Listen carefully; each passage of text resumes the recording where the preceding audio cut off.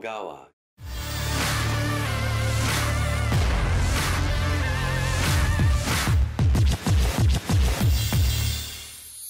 Người yêu em á, không có thích em vô mấy cái chỗ đèn mờ, cứ mờ là cấm ca, mờ là cấm ca. Em có thể giữ khoảng cách giữa anh và chị được. Thôi, em ghiền nhất cái chương 13 trong cái chuyện yêu như chớp của anh đó. Ok. Có một cái năng khiếu rớt á, cứ thi hát là rớt, thi hát là rớt. Điều kiện học nhạc cũng không, thi cái gì cũng rớt. Mà làm ca sĩ đường nào? Ở cương vị là bố mẹ mình cũng rất là sốc. Chuyện nó đã đi xa đến mức độ này rồi, là không thể lưu lại được.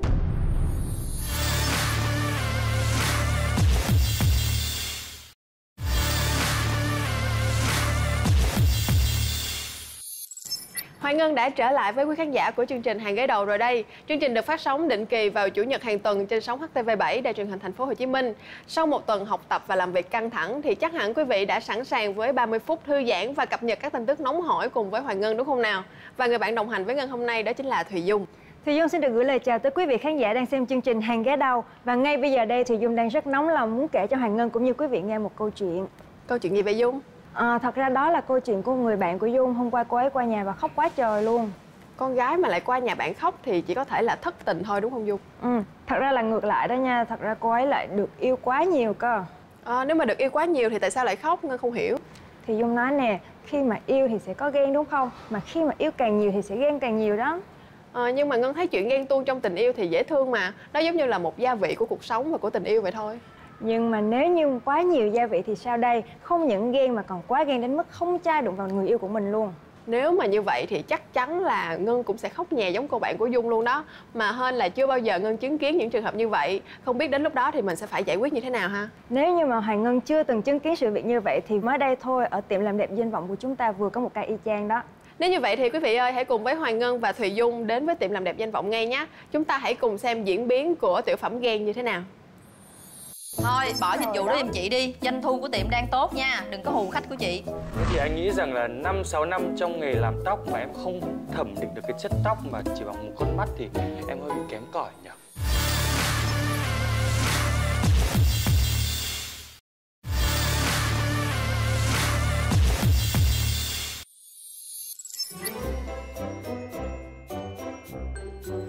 Cao. Ủa em thấy chị để này cao cao vậy được chưa? Cao nữa hả? Bên cửa sổ có hai người hôn nhau. Ủa sao chị nhớ là tiệm mình có lo, có đĩa đàng hoàng mà nay bị hư hay sao mà nghe nó cứ rè rè làm sao nhỉ? Chị này, chị cứ dập tắt cái niềm đam mê nghệ thuật của em mà. Em nói với chị bao nhiêu lần rồi, cho dù mai này em có nổi tiếng á, em cũng không có bỏ chị đâu. Ban ngày em đi làm tóc, ban đêm em đi hát, nên chị là phải ủng hộ cái con đường nghệ thuật của em đó nha. Thôi được rồi, chị nói giỡn thôi, chứ chị còn dư mấy cái vé karaoke miễn phí á, để chị tặng cho em nha. Dạ, cảm ơn chị. Lo làm tóc cho tôi đi cô. Mà chị Trinh, nãy chị nói vụ karaoke mới nhớ, lâu lắm rồi á, hai chị em mình chưa đi karaoke ha. Đúng rồi. Ôi em thích ca lắm luôn á, mà chị hiểu không? Cái cảm giác của người mà thích ca mà bây giờ bị cấm cản vô những cái chỗ đó tự nhiên em đến mức. Ủa sao vậy? Chị nè, đây anh kể cho em cho chị nghe. Người yêu em á, không có thích em vô mấy cái chỗ đèn mờ, cứ mờ là cấm ca, mờ là cấm ca. Vậy là em khỏi đi ca luôn rồi đó. Không, thật ra em vẫn có thể ca được, miễn là chỗ sáng là em được ca thôi. Vậy em nói cho chị nghe coi làm ca sĩ ca ở đâu mà chỗ sáng. Thì thí dụ như là ca trong tiệm mình nè, em sẽ ca. Thí dụ giờ em nghĩ như nghe, giờ chị làm cái dịch vụ đi, vừa gội đầu vừa nghe ca, hoặc là vừa làm nail vừa nghe ca. Thôi bỏ dịch vụ đó giùm chị đi. Doanh thu của tiệm đang tốt nha. Đừng có hù khách của chị. Xong. Cái gì? Xong rồi đó hả? Anh thấy kiểu tóc này cá tính không? Chị nhìn cái đầu em nè. Trời ơi, em ơi, hồi đầu mình học concept là Hoàng gia Anh mà em. Trời ơi, anh có biết không? Cái kiểu tóc này nè, em đã khổ tâm luyện tập rất là lâu rồi đó. Đêm á hả, em tập cho tới sáng. Trời, sáng rồi em chưa kịp đánh răng luôn á. Em tập tiếp. Anh thấy sao vậy? Trời em tập rồi mà vậy á hả? Dạ. Trời em mà không tập là anh biết nó thấy ghê cỡ nào. Thôi được rồi. Để em về em tập thêm, để mai mốt anh qua anh coi lại sao nha. Ok. Em sẽ quyết tâm tập cho bằng được. Khi nào anh khen thì thôi. Giờ tới giờ diễn event rồi, em đi đây. Ủa, đi event gì? Dạ em đi diễn show thời trang ăn vặt đường phố đó. Em là người nổi tiếng mà. Ok. Quên, bye bye chị. Bye bye anh, Bye em em. đi đây. Không tin luôn á chị, nhiều show hơn mình luôn á.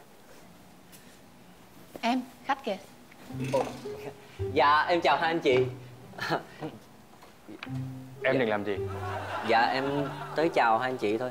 Em có thể giữ khoảng cách giữa anh và chị được. Dạ. Dạ hai anh chị cho em hỏi hai anh chị tới đây làm gì ạ? Làm tóc hay là làm móng ạ? Anh ngồi đây đi, em đi làm tóc trước nha. Dạ. Dạ em mời chị. Em ơi, Dạ. em định làm gì? Dạ bây giờ em sẽ kiểm tra chất tóc cho chị. Cho anh hỏi là đây là tiệm làm đẹp danh vọng đúng không? Dạ phải đúng anh. rồi. Anh nghĩ là em sẽ có thâm niên khá nhiều năm trong nghề tóc đúng không? Dạ chính xác là em. Chính xác. Dạ chính xác là em có 5-6 năm trong nghề làm tóc đó anh. Thế thì anh nghĩ rằng là 5-6 năm trong nghề làm tóc mà em không thẩm định được cái chất tóc mà chỉ bằng một con mắt thì em hơi bị kém cỏi nhỉ? Không phải anh, cái nghề của em là em. Anh nói phải là phải em ạ. Em nghe tới chị. Dạ không anh. Dạ trước khi em nói chuyện với anh thì anh nói muốn lịch sự đúng không? Vậy thì anh có thể tiện không là anh bỏ cái khẩu trang xuống cho mình. Ok. Dạ. Ý, anh là nhà văn nổi tiếng nè. Chị nhớ không? Nhớ không? Có phải nhà văn Dương Mạc Anh Quân. Dương Mạc Anh Quân đúng không? Trời ơi em mê chuyện trinh thám của anh lắm luôn á. Dạ. Cảm ơn em. Thôi em ghiền nhất cái chương 13 trong cái chuyện Yêu Như Chớp của anh đó. Ok em. Hay quá. Trời ơi, vậy là người yêu anh đấy hả? Người yêu anh. Dạ. Dạ vậy để em coi cái tóc. Chị định làm gì ạ? Dạ không, em phải đụng vô cái tóc để em coi là tóc là tóc của người yêu anh đến anh còn không dám đụng vào mà sao em dám đụng vào? Anh chị không cả. Dạ không sao vậy thôi chị qua làm móng hả chị ha? Dạ. Tay. Để chị lấy mấy cái đồ. Dạ. Dạ không biết là chị muốn sơn màu gì chị? Dạ, màu nào cũng được chị. Vậy thì màu đỏ nha. Không. Màu xanh nha. Không, nó lẹt quá. Màu nào cũng được mà. Bây giờ phải chọn cái màu nào nó phải vừa thời trang này, hợp mốt này, nhưng mà không được nổi trội quá. Anh muốn là sơn như là không sơn ấy. Vậy màu vàng đi chị ha. Không, màu vàng cũng nổi. Chị sơn màu gì? Màu nào anh cũng không chịu. Thôi đi về. Thôi. Thì em sơn màu nào thì em sơn như vậy chứ bây giờ sao? Không em có ý kiến gì giờ mình sơn màu đất được không? Vậy thì để thí dụ người ta nhìn vô ta tưởng dính đất thôi, nhưng mà thật ra là có sơn. Dạ. Thôi giờ mình dụ móng trước hay được? Dạ vậy đi dụ không? Dạ. Ê, em ơi. Cái gì đây anh? Ủa, đeo găng tay vào cho nó đỡ tổn thương da của em. Da tay ngọc ngà của em. Đeo lên để gì mà làm? Làm được. Sao làm được? Tiệm làm đẹp danh vọng mà. Làm được hết. Dạ em thấy chị nói đúng á, đúng không? Tại giờ đeo bao tay mà làm móng là mình cậy cái là nó rách bao tay chứ đâu có vô được móng đâu. Phải đụng anh ơi. Thì thôi mài ít thôi nhá. Không thì tổn thương người yêu anh. Ê. Cái gì? Một lần nữa là đi về, khỏi làm vậy ha. Thôi, không làm nữa, đi về. Nhưng mà mình đã làm gì đâu. Nhưng mà anh không cho mọi người đụng vô em thì lấy gì làm được? Đi về, không làm gì nữa hả? Thôi, hai được hiểu rồi. Hai người qua đây. Em nói này cho nghe, nhất là anh á, qua đây. Em ngồi đi. Em nói thiệt á, anh thương bạn gái gì, yêu cái gì mà yêu dữ vậy không biết nữa. Yêu tới nỗi mà không có suy nghĩ luôn á. Em biết là một người con gái nào á cũng cần có người đàn ông yêu thương, chiều chuộng và chăm sóc bạn gái mình tỉ mỉ như anh vậy đó. Nhưng mà anh ghen quá. Anh không cho ai đụng vô bạn gái anh hết á. Anh dẫn bạn gái đi làm đẹp đúng không? Thì ít nhất anh cũng phải cho người ta, thí dụ làm móng thì cũng phải đụng vào tay, làm tóc thì cũng phải coi cái chất liệu tóc hay là như thế nào người ta mới làm được, anh hiểu không? Ví dụ như là em đi, em mà có một người bạn trai như anh, em bỏ lâu lắm rồi đó. Xin lỗi này, em nói hơi thẳng xíu nha. Em thấy chị nói đúng á, nhưng mà tại Là em bỏ anh hả? Nếu mà em bỏ anh thì em đâu có ngồi đây với anh đâu. Người ta rất là thương anh luôn, nó mới chịu đựng được anh vậy á. Người ta mới là người chịu đựng anh á. Thế bây giờ sao? Thế bây giờ thì anh cứ để cho người ta làm những gì mà người ta thích, cho người ta được tự do, người ta được thoải mái. Đâu phải người ta... Nè, ví dụ anh ghen với người đàn ông thì em không nói vậy. Em là phụ nữ mà em đụng vô chị, anh cũng không cho nữa. Em là nữ nhưng mà trước em là nam sao? Trời ơi anh ơi. Ủa, một cái mặt anh giống chuyển giới lắm hả anh? Anh bị đi hả? Anh nói tới đó rồi mà anh còn không hiểu. Bây giờ anh đồng ý cho em làm đẹp ấy. Thì anh cứ qua bên đó ngồi. Nhưng mà anh có một điều kiện. Điều kiện gì? Là chỉ có một mình chị này làm thôi. Còn bạn kia tôi không tin. 5-6 năm trong nghề bằng cái con mắt nhà văn của tôi là mấy cái người toàn ở ngoài phản diện em ơi, không tốt đâu. Rồi ok, thôi để em làm cho chị ha. Rồi dạ rồi, dạ chị qua đây chị. Qua đây. Em làm cho chị. Trời ơi, em công nhận là chị giỏi thiệt luôn á, chị chịu đựng được ảnh vậy luôn á. Dạ, em mới nhẹ thôi nhá. Dạ. Em kể chị nghe nè, hôm trước em mặc cái áo da beo. Ảnh cũng ghen nữa. Ủa sao ghen chị mặc da beo sexy quá hả chị? Dạ không chị, ảnh ghen với con beo. Trời, nghiệt ngã. Chưa hết đâu chị, hôm trước em bị bệnh thì anh dắt em vào bệnh viện, thì anh nói với bác sĩ là không cho đụng vào người em, chỉ nhìn thôi và đoán được ra bệnh luôn. Chị thấy ghê không? Chị chịu đựng quá giỏi luôn, em phải công nhận điều này. Công nhận thiệt. Chị em để ý nha, từ lúc mà chị nói xong ổng im re, ổng đâu dám nói gì nữa đâu. Thấm rồi, thấm từng câu từng chữ chị nói rồi. Lên tiếng gì nữa? Không phải thấm đâu chị ơi. Hả? Ổng đang phê. Anh ơi, ai ngồi lên cái ghế này cũng vậy hết á. Em làm tóc cho chị đi em. Dạ. Đây rồi, bây giờ em sẽ làm tóc cho chị nha. Ôi tóc chị đẹp quá. Em ơi, lùi ra sau đi em, anh vẫn để ý đó nhá. Để thôi em đứng đây với anh ha. Dạ. Rồi em nắm tay anh được. Dạ. Có gì đưa em vô chuyện của anh. Rồi để anh bắt đi. Dạ. Chưa mà em. Ủa chưa làm gì? Sao vậy em? Đi về. Em tưởng đâu, tự đến giờ chị nói là anh kiểu cảm thông được rồi mà anh cũng vậy à. Tại vì anh nghĩ đi, bây giờ đâu phải chỉ có con gái mới làm tóc hay làm móng được đâu. Bây giờ con trai nhiều khi cũng làm đẹp hơn nữa, tốt hơn nữa mà anh không cho. Cái ghế này im quá đúng không? Nên tự nhiên không để ý đúng không? Đi về. Thôi nhưng mà anh được, nhưng mà anh hứa là anh sửa đổi mà không thì cùng lắm thì anh đi làm tóc để làm cho em được mà. Ghen quá nên vậy đó. Thì bởi vậy. Mà nếu như những gì chị nói thì chắc có lẽ em phải suy nghĩ lại về mối quan hệ của em quá. Sao? Bạn gái em cứ cấm cản em, không cho em đi làm ca sĩ. Bây giờ em quyết định em sẽ bỏ nghề, bỏ hết tất cả để em làm ca sĩ. Chị thấy em làm đúng không? Em làm thì không đúng nhưng mà những gì bạn gái em nói là đúng đó. Ủa, kỳ vậy chị? Chị, em làm ca sĩ được. Em hát thử bài chị nghe nha. Em sao mà chọn đời, em sao mà chọn đời, chọn đời, chọn đời. Dung chưa thấy ai mà ghen đáng sợ như vậy luôn đó. Thật sự nếu như mà là Dung thì Dung thà ở một mình chứ không yêu một anh chàng như vậy đâu. Ngân thì Ngân cứ tưởng là sau khi nghe chị Trinh thuyết phục thì anh đã hồi tâm chuyển ý rồi chứ. Ai dè vẫn chứng nào tật nấy. Thì Dung cũng mong rằng anh đã mau thay đổi thôi, chứ nếu như vậy thì cô gái kia sẽ còn khổ dài Ngân ha. Bởi vậy chị em phụ nữ của chúng ta thà yêu muộn chứ đừng yêu lầm. Theo Thùy Dung nghĩ thì trước tiên chúng ta phải nên yêu bản thân mình trước đã, còn việc có người yêu thì từ từ tính sau. Đúng rồi đó, nhất trí với Dung luôn. Bởi vì theo Hoàng Ngân thấy thì phụ nữ tụi mình trước tiên là phải trau dồi bản thân cho thật là xinh đẹp, trẻ trung nè và tài giỏi đã. Nhắc đến đấy thì Hoàng Ngân có để ý là trong làng giải trí của chúng ta có rất nhiều bạn tuổi đời và tuổi nghề còn rất trẻ nhưng lại vô cùng xinh xắn và tài năng không? Đúng là tài không để tuổi. Mà Ngân thấy đầu tiên là phải kể đến cô bé Khady Nguyễn. Wow, thì Dung rất thích cô bé đấy, rất là cá tính nè. Nhưng mà đáng ngưỡng mộ ở chỗ là Khady Nguyễn còn chưa tròn 19 tuổi luôn đó Thùy Dung. Năm 2016 thì Khady Nguyễn đã hát nhép 15 giây ca khúc Destiny của Hồ Ngọc Hà. Và video này đã được chia sẻ chóng mặt trên mạng xã hội và thu hút hàng trăm nghìn lượt xem luôn đó Thùy Dung. Và chỉ sau một năm thôi, Khady Nguyễn lại tiếp tục thu hút sự chú ý của công chúng khi xuất hiện trong bộ phim Em Chưa 18 của đạo diễn Lê Thanh Sơn. Và với lối diễn xuất vô cùng tự nhiên chân thật, nữ diễn viên đã giành giải nữ diễn viên chính xuất sắc với vai Linh Đan tại Liên hoan phim Việt Nam lần thứ 20 đó.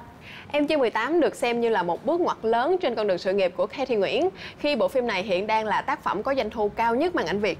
Wow, thật là ấn tượng đúng không? Và lần này Khady lại trở lại với vai diễn điện ảnh thứ hai, xuất hiện cùng ông vua phòng vé Thái Hòa trong bộ phim Hồn Papa Dạy Con Gái, ra mắt vào tháng 12 năm 2018. Khady Nguyễn được giới chuyên môn đánh giá rất cao nhờ lối diễn xuất ngày càng trưởng thành của mình đó Ngân.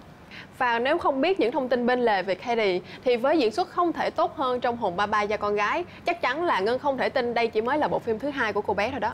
Đúng rồi, Dung còn muốn giới thiệu đến Ngân cùng với quý vị khán giả một cô bé cũng tài năng không kém, đó chính là cô bé Lâm Thanh Mỹ. Đó có phải là cô bé được mệnh danh là em bé đáng sợ nhất trong phim Đoạt Hồn, nhưng mà lại là em bé gây thương nhớ nhất vai bé Mận trong Tôi Thấy Hoa Vàng Trên Cỏ Xanh đúng không? Chính xác luôn, có thể nói rằng hai vai diễn đó đã giúp Lâm Thanh Mỹ ngay lập tức gây ấn tượng với công chúng và giới chuyên môn với gương mặt điện ảnh và khả năng diễn xuất tự nhiên của mình. Tuy chỉ mới 13 tuổi thôi, nhưng Lâm Thanh Mỹ đã sớm bộc lộ khí chất và nét đẹp rất là thu hút của mình. Đôi mắt sâu chính là lợi thế giúp cô bé thể hiện khả năng diễn xuất mượt mà trong mỗi tác phẩm mà mình tham gia. Và Ngân còn biết được là Lâm Thanh Mỹ vừa tiếp tục được mời đảm nhận vai nữ chính trong phim điện ảnh Tình Đầu Thơ Ngây của đạo diễn Trần Nhân Kiên, vừa khởi chiếu vào tháng 2 năm 2019. Quả là tài không đợi tuổi đúng không? Còn nhỏ mà các em đã giỏi như vậy rồi, và hy vọng rằng các em ấy có thể giữ được sự cân bằng giữa nghề nghiệp cũng như là cuộc sống riêng để luôn tìm thấy được niềm hứng khởi trong nghệ thuật. Nhưng mà Thùy Dung ơi, một trong những điều thú vị của tuổi trẻ là những thời điểm mất cân bằng, vì tuổi trẻ là chông chênh, là dại khờ và nhiệt huyết. Nếu như mà nói như vậy thì Thùy Dung lại muốn giới thiệu tiếp một khách mời có tuổi thanh xuân cũng đẹp và đầy đủ những cung bậc cảm xúc như Hoàng Ngân vừa nhắc đến. Đó chính là ca sĩ Will. Anh là chủ nhân của rất nhiều bài hát được khán giả yêu thích như là Nếu Như Không Thể Nói Nếu Như, Sexy Lady, Cho Em và Ôm Nhau Lần Cuối. Gần đây nhất chính là siêu hit Tận Cùng Nỗi Nhớ.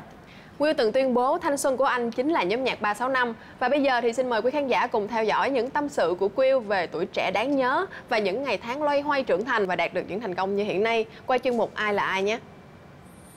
Nhưng mà chỉ cần là không ăn chơi, không rượu chè, không hư hỏng. Wow, thị trường bên ngoài không như mình tưởng tượng, mọi thứ nó khác hoàn toàn. Will vẫn đinh ninh là 365 vẫn tồn tại. Will không nghĩ là 365 kết thúc rồi. Rơi vô hoàn cảnh là mình không biết phải làm gì mà mình thấy mình bị sợ.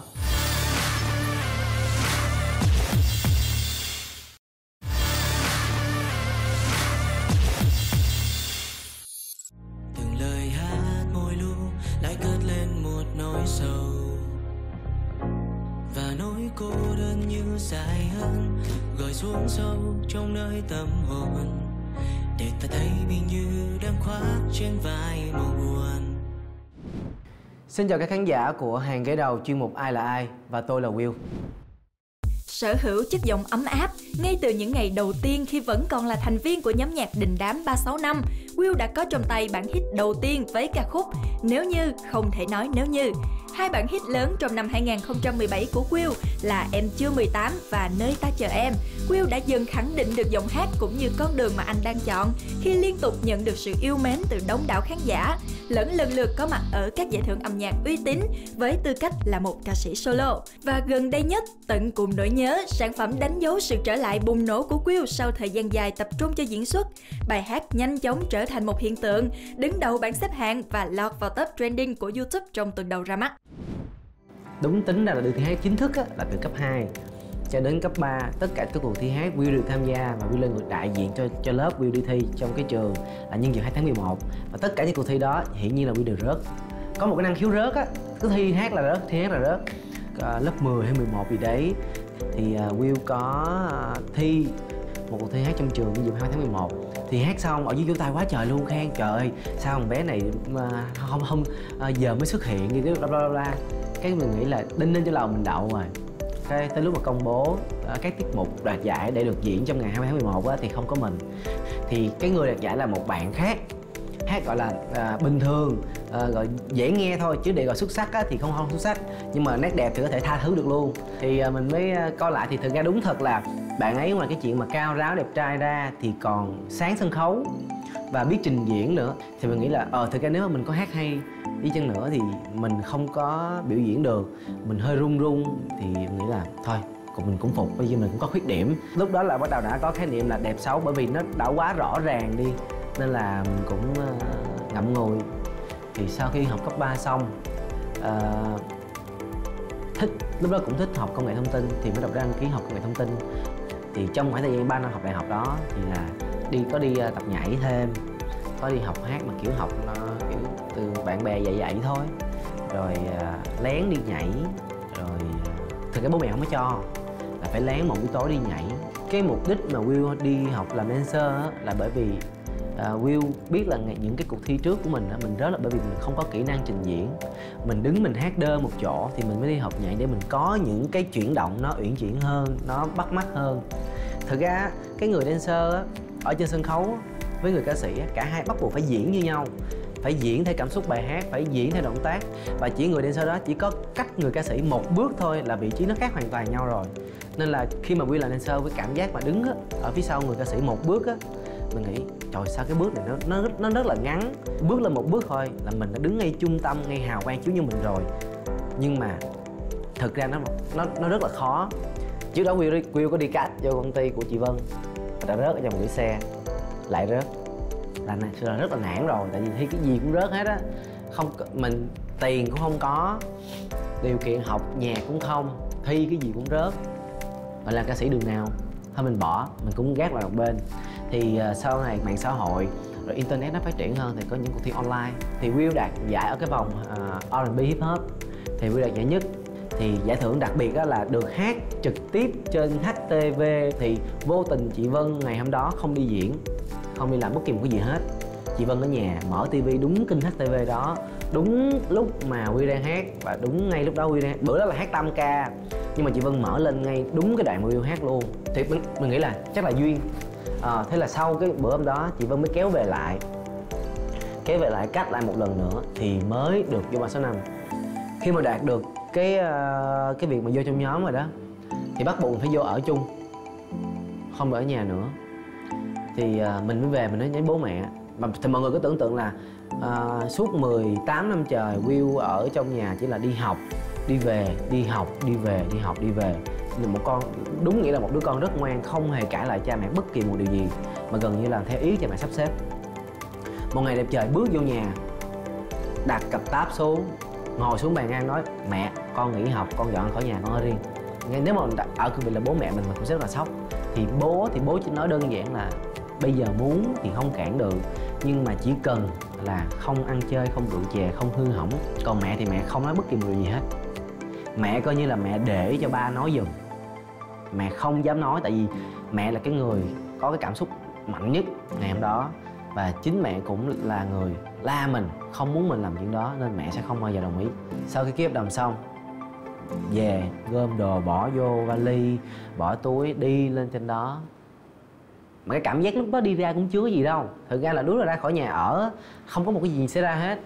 Vui nhớ có một lần là cái đó là 6 tháng training của 365 thì không được về nhà, không được xài điện thoại, không được dùng Facebook, không được dùng bất kỳ mọi thứ hết.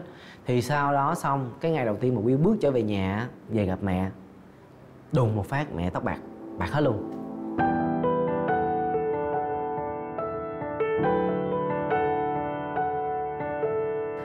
Cuộc đời của mình thì mình tự quyết định, mình chịu thôi, nhưng mà không nghĩ là nó lại ảnh hưởng đến cuộc đời của mẹ mình nhiều như vậy. Thì lúc đó là chuyện nó đã đi xa đến mức độ này rồi, là không thể lưu lại được, là phóng lao phải theo lao luôn. Là cách duy nhất là chỉ có thể là thành công thôi, chứ không thể nào làm cách khác được. Khi mà cái mô hình của 365 là mô hình theo hình thức đào tạo của chuẩn châu Á, Hàn Quốc á, thì gần như là công ty sẽ bỏ tiền ra 100%, rồi mình phải ăn, học, ngủ, nghỉ tại công ty và sẽ ra mắt. Thì trong một môi trường khép kín như vậy, nó sẽ đảm bảo về mặt chuyên môn rất là tốt. Và khi mình tự tin về mặt chuyên môn, mình sẽ rất là thoải mái mình ra mắt.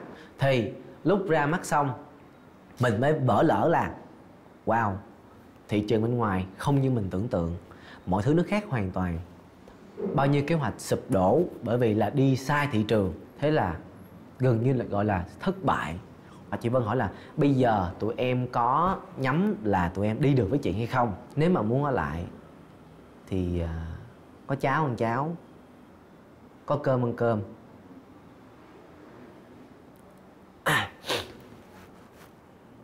Chị nói cái câu đó chị khóc. Thì mình nghĩ là không được rồi, người lớn, người ta là con gái, người ta chịu được, mình đàn ông mình phải làm được.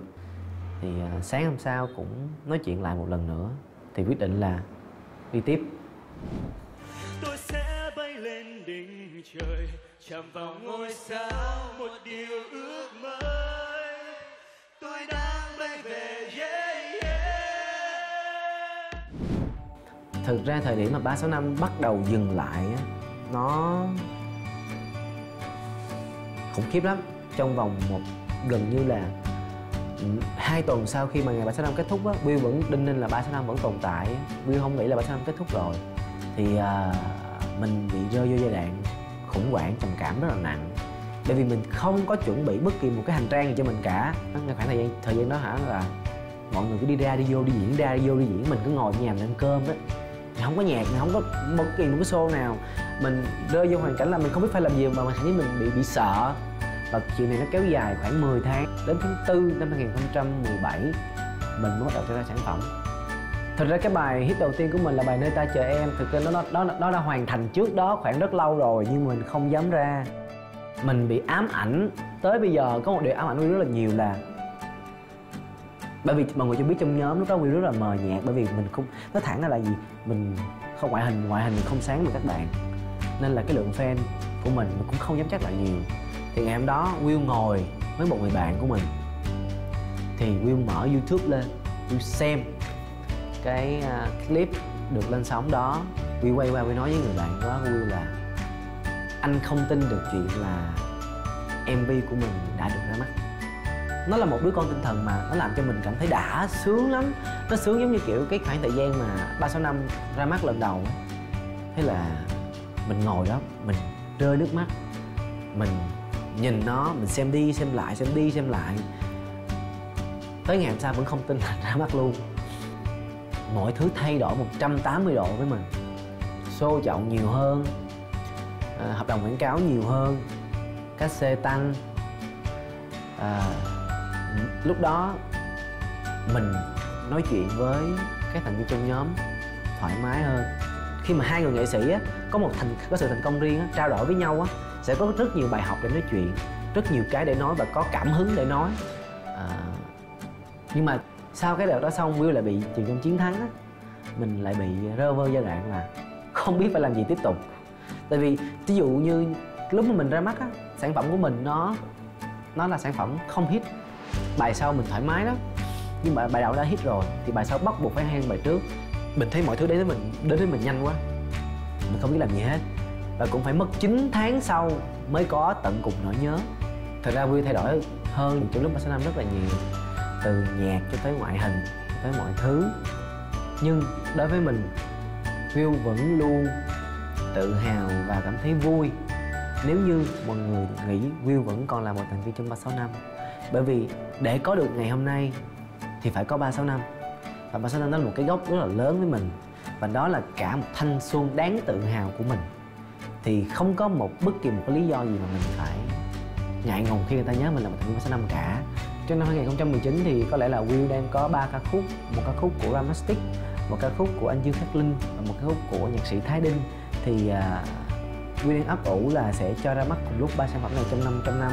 Bởi vì 2017 và 2018 của Will thì cứ 9-10 tháng mới ra một bài. Nên Will tính là năm nay sẽ cố gắng ra nhiều để cho fan mình có nhạc để nghe và mình mang hình ảnh của mình nó rộng rãi hơn. Năm 2018 thì cũng khá thành công với mình là mình có một cái chương trình mình làm MC, chương trình Đấu Trường Âm Nhạc, cũng làm cho hình ảnh dẫn chương trình của mình được mọi người biết đến nhiều hơn. Xin cảm ơn quý vị khán giả đã theo dõi cuộc trò chuyện của Will từ nãy đến giờ. Và hy vọng là trong năm mới quý vị khán giả hãy ủng hộ và đón nhận những sản phẩm tiếp theo của Will trong năm 2019. Và quý vị khán giả nhớ đừng quên theo dõi chương trình Hàng Ghế Đầu nhé. Will xin chào tạm biệt quý vị khán giả và chúc mừng năm mới.